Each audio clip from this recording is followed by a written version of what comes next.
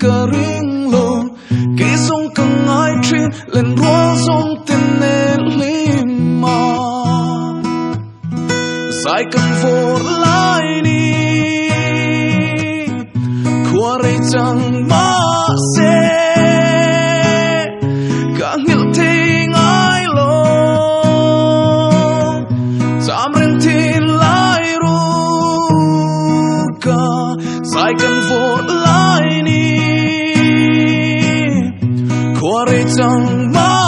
sẽ cả hiểu thế ngaih lo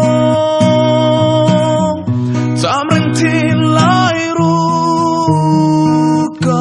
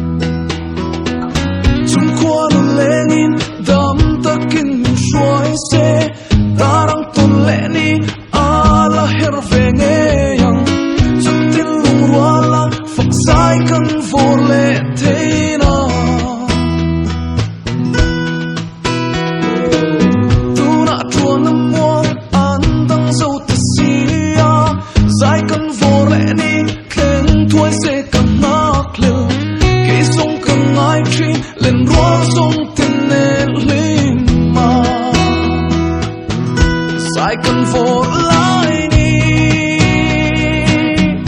qua đây chẳng mà sẽ càng hiểu thế ngaih lo giảm rèn thiên lại ru cả sai cần vô lại đi qua đây chẳng mà sẽ càng hiểu thế ngaih lo giảm rèn thiên lại ru cả sai cần vô lại đi qua đây chẳng mà sẽ càng hiểu thế